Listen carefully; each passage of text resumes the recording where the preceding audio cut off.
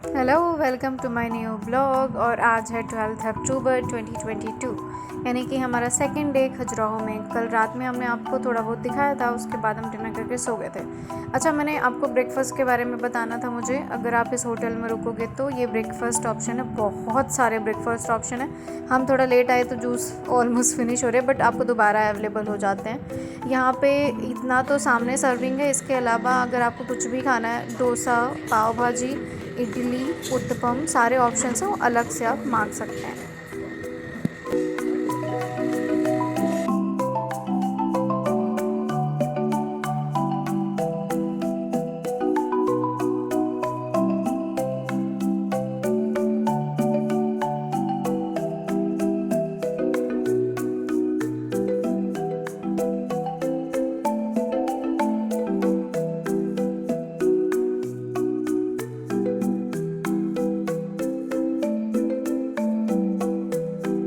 Hello guys, good morning and welcome to my new blog. और आज खजुराहो में हमारा दूसरा दिन है।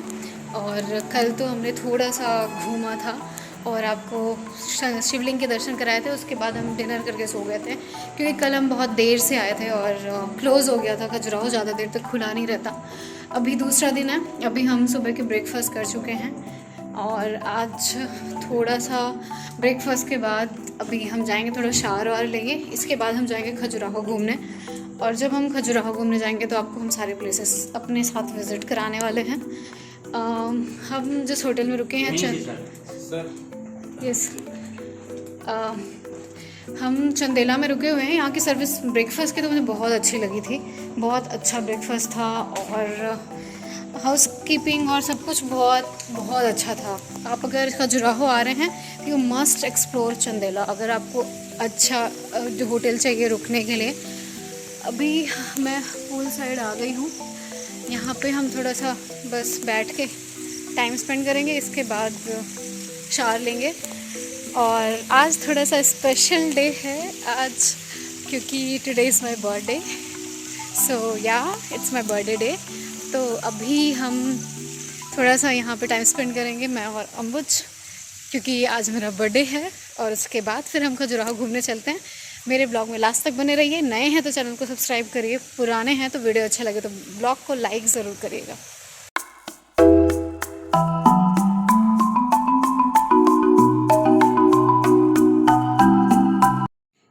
तो अभी हम रेडी हो गए हैं और हम निकल रहे हैं मंदिर घूमने के लिए। मंदिर घूमने से सबसे पहले हम शायद ईस्टर्न या western, I don't know actually, जो लोग डिसाइड करने वाले हैं कि किधर से घूमना है वो बाहर चले गए। मैं उनसे बाहर जाकर क्लियर करने वाली हूँ। और अभी हम यहाँ से रेडी होके नहा के निकल रहे हैं घूमने के लिए। तो चलिए हमारे साथ खजुराहो के मंदिर घूम रहे हैं।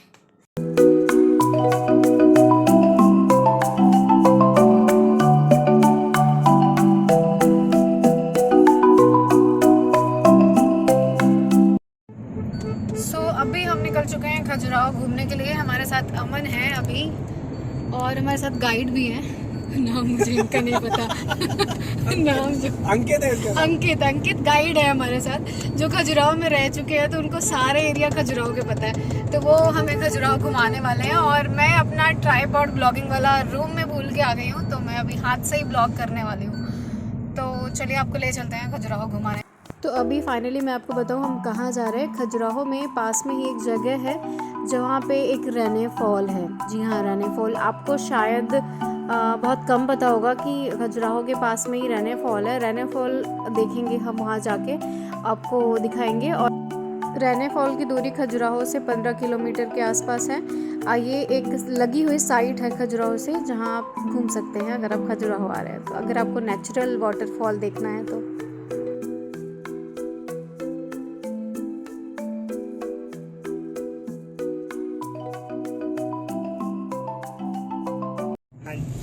तो रनी फॉल के पास जो मंदिर है ना भाई, तो अब उस मंदिर में अभी भी एक बाबा जी रहते हैं, अंदर को रहते हैं। और वो कभी किसी को मिलते नहीं, कभी कभी ही कोई उन्हें देख पाता है। लगभग उनकी एज बताते हैं लोग, जो आसपास के लोग हैं वो बताते हैं, कम से कम 500 साल की समथिंग उनकी एज है। 500 साल के समथिंग बताते हैं। अंदर ही रहते हैं, कोई अंदर जा नहीं सकता वहाँ पे। और जब उनकी इच्छा होती है तब वो बाहर आते हैं और कभी कभी किसी किसी को दिखते हैं, सबको दिखते नहीं है। और बहुत पुराना मंदिर वहाँ का बनवाया हुआ है, वहाँ पे भी चलेंगे। रनी फॉल पे ही है? हाँ, रनी फॉल पे नहीं है, रनी फॉल की हाँ पास में ही। अच्छा गाइस हम लोग वहाँ पे भी चलेंगे, देखेंगे 500 की उम्र में आदमी दिखता कैसा है। अगर बाबा जी दिखते हैं तो दिखाएंगे आपको कि 500 को नहीं दिखते हैं, 500 साल की उम्र में आदमी दिखता कैसा है। तो अमन हर किसी जैसे थोड़ी ना है, अमन स्पेशल है। अमन को दिखेंगे, दिखाएंगे। अगर आपको दिखते, मेरे को दिखते हैं गाइस तो मैं आपको पक्का दिखाऊंगा। ये मेरी भाभी है, इनके थ्रू आपको पक्का दिखाऊंगा। Okay thank you. तो सुन रहे हैं आप, ये हमारे गाइड बहुत बेस्ट। अगर आप खजुराहो आना चाहते हैं मैं इनका कांटेक्ट नंबर डिस्क्रिप्शन बॉक्स में दे दूंगी। गाइस मैं गाइड नहीं हूँ, गाइड ये है, इसको सारी जानकारी है। अंकित, जैसे मेरा दोस्त है और इसको सारी जानकारी है। मैं भैया कोई गाइड नहीं हूँ। पिछले 21 सालों से छतरपुर में रह रहा है और एक एक जगह को छान मारा। इसका नंबर मैं आपको डिस्क्रिप्शन लिंक में दे दूंगा। हाँ, अगर इनकी इच्छा हुई तो ही आपको घुमाएंगे। ये इनके ऊपर डिपेंड बाकी करता इनका है। मेडिकल है, आपको जब जरूरत दवाई की लगे इनसे संपर्क करिए। खजुराहो में अगर कोई कैजुअलिटी होती है, आपको दवाई चाहिए तो तुरंत इनको आप कॉल कर सकते हैं। डायरेक्ट डिलीवरी है। चलता है, युवा मोर्चा के उपाध्यक्ष भी हैं। अरे वाह, ये ब्लॉग में डालना है क्या?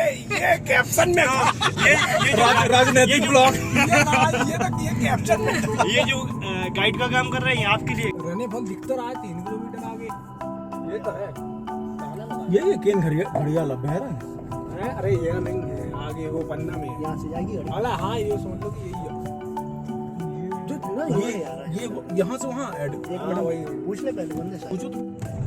गाइस आज रेने फॉल में हाफ डे था तो वो क्लोज हो चुका था क्योंकि हम लेट हो गए। हम 2:30 बजे वहाँ पहुँचे और वो 12:30 बजे बंद हो जाता है, तो इसलिए हम वहाँ नहीं घूम पाए। और अभी हम आपको उन बाबा जी के इधर मंदिर ले जा रहे हैं जिनके बारे में अंकित ने आपको डिटेल में बताया। तो हम ऑलमोस्ट पहुँच चुके हैं। वो रेने फॉल से जस्ट 1 किलोमीटर ही है। ललिता दिव्य धाम।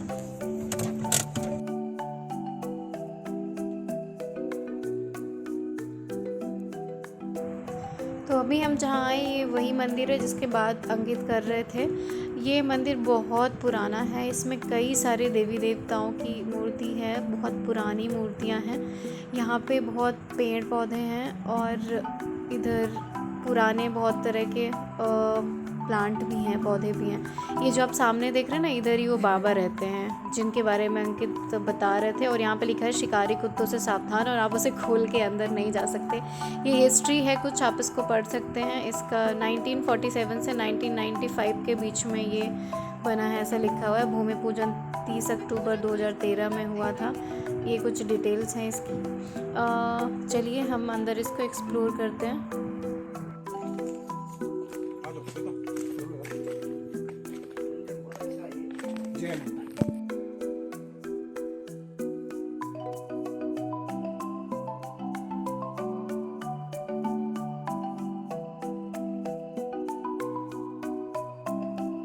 देखो अमन, ये जो मंदिर ये आपको मंदिर कैसा लगा? बढ़िया।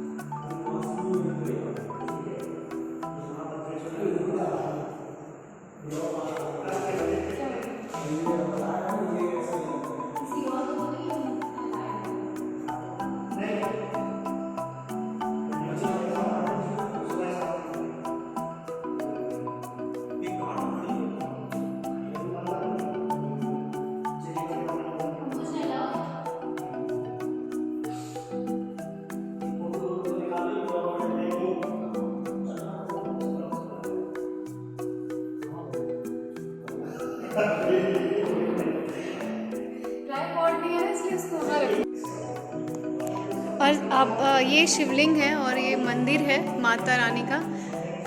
और सबसे अच्छी बात यहाँ पे ऐसे जल रखा हुआ रहता है और बेलपत्र फूल सब तोड़ के आप इसे चढ़ा सकते हैं।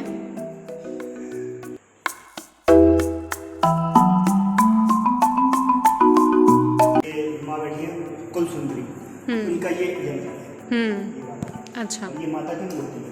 ओके। इनकी खासियत ये है कि इनके 5 मुख होते हैं और 6वां मुख इनके ऊपर होता है। अच्छा, हाँ। इनके सर के ऊपर मुख रखा हुआ है। ठीक है। इसके ये बाद रखा आती हुआ है है, मैं आपको जूम कर दिखा देती हूँ, ये रखा हुआ है।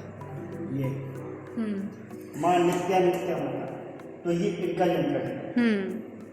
ये यंत्र है हमारी नील पताका माता का। मतलब माता की बहुत स्वरूप है, 108 स्वरूप है, जो हमको आज भी पता नहीं है। हम 9 स्वरूप जानते हैं, लेकिन होते एक्चुअल में 108 ही है। आप देख लीजिए, ये विजया माता है, ये इनका यंत्र है। अगर आपको किसी भी प्रकार की समस्या आ रही है, किसी भी काम में विजय नहीं बन रही है, तो आप इस यंत्र को बना सकते हैं। उसको उस जगह यंत्र बनाएं और किसी स्थान पर आपके दुकान में, व्यापार में किसी भी प्रकार की समस्या आ रही है, तो आप उसको बनाएं, उस पर विजय प्राप्त होगी आप। ये न्याय की देवता शनिदेव है।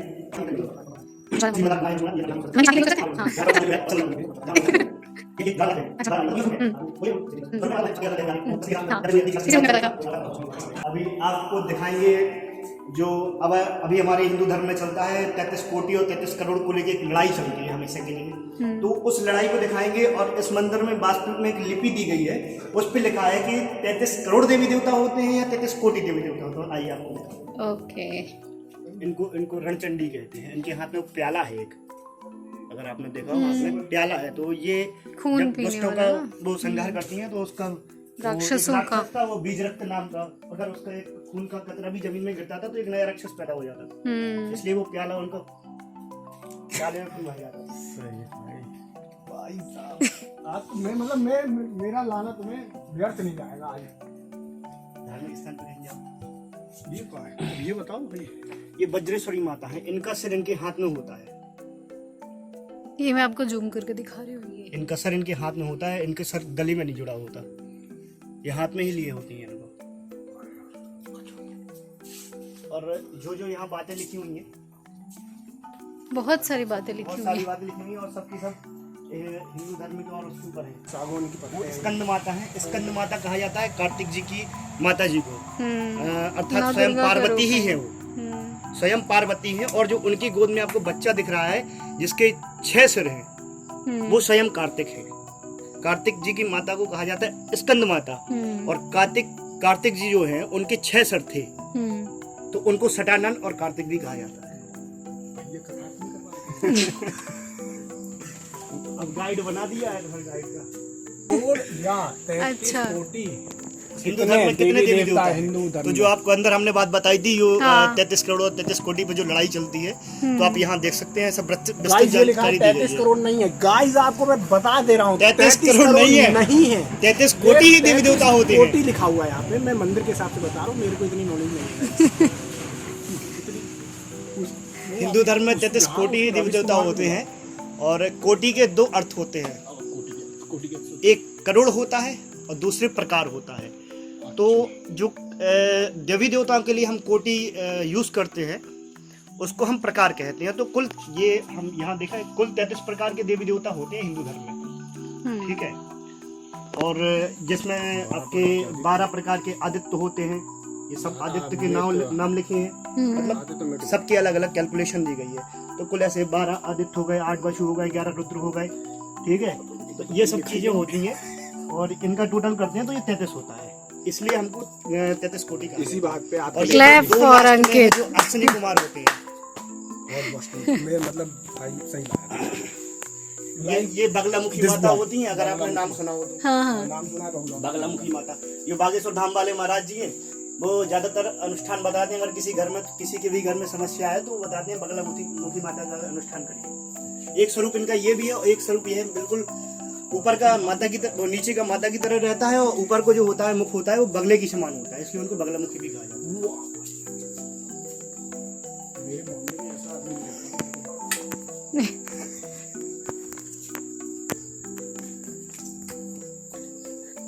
ये भुवनेश्वरी माता है। अभी तो सभी गाइस नंबर मांगने ही वाले हैं अंकित का, अंकित कमेंट करके। ये सिद्धदात्री माता है, जो रिद्धि सिद्धि की सबकी दाता होती है। किसी दिन नॉन की दाता असवरदीन जान की नहीं नहीं, वो वाला वो अलग चीज है क्या? ये किसी जन ने ये इनका मंदिर का वो उन्हीं के कुल देवता। हाँ, तो उनके कुल देवता हैं। तो अभी मैंने आपको दिखाया ललिता दिव्याश्रम। अंकित ने बहुत अच्छे से एक्सप्लेन किया इस मंदिर के बारे में, बहुत सारी ऐसी बातें जो शायद आपको और किसी ब्लॉग में या फिर और कहीं पढ़ने को ना मिली होंगी, वो भी अंकित को पता थी। तो ये बहुत ही प्रोडक्टिव टाइप का विजिट था, बड़ा अच्छा था, नॉलेजेबल भी था और अमन को भी इससे बहुत नॉलेज मिला। मेरे को तो पूरी नॉलेज मिल गई। मुझे लगता है उस मंदिर में जिसने बनवाया होगा उसे नॉलेज नहीं होगी इसको जितनी इसको नॉलेज है। इसको देख के आज वो 33 कोटी और 33 करोड़ वाली भी लड़ाई खत्म हो गई है। हाँ। तो आप समझे कि 33 प्रकार के ही देवी देवता होते हैं। मतलब अब लगता है कि फूल लगाना पड़ेगा, इस लड़ाई को खत्म किया जाए यहीं पे स्टॉप। हाँ, बस। तो अभी आगे चलते हैं, हम देखते हैं कहाँ जाते हैं, अभी डिसाइड नहीं है कहाँ जाते हैं। मंदिर तरफ ही जाएंगे ऐसा सोच रहे हैं। अभी बज गए हैं 2:45 बज रहे हैं, तो हमारे पास अभी टाइम है, हम घूम सकते हैं और थोड़ा सा आपको खजुराहो एक्सप्लोर करा सकते हैं। तो चलिए हमारे साथ आगे। तो अब मैं इस ब्लॉग को यहीं पे ख़त्म कर रही हूँ क्योंकि ब्लॉग बहुत बड़ा हो जाएगा अगर बाकी चीज़ें भी मैंने इसी में इंक्लूड करी। तो अमन और अंकित हमारे साथ इस ब्लॉग में आगे भी बने रहेंगे। अगले ब्लॉग के लिए वेट करिए, मैं उसको तुरंत ही अपलोड करूँगी और आगे के दर्शन कराऊँगी आपको खजुराहो के। ये तो ऑफ साइड दर्शन था, अब हम ऑन साइड खजुराहो में दर्शन करेंगे, जिसके लिए खजुराहो बहुत फेमस है। तो चलिए मिलते हैं अगले ब्लॉग में। अगर आप मेरे चैनल पर नए हैं, चैनल को सब्सक्राइब करिए, वीडियो अच्छा लगे तो लाइक बटन ज़रूर दबाइएगा। Bye bye.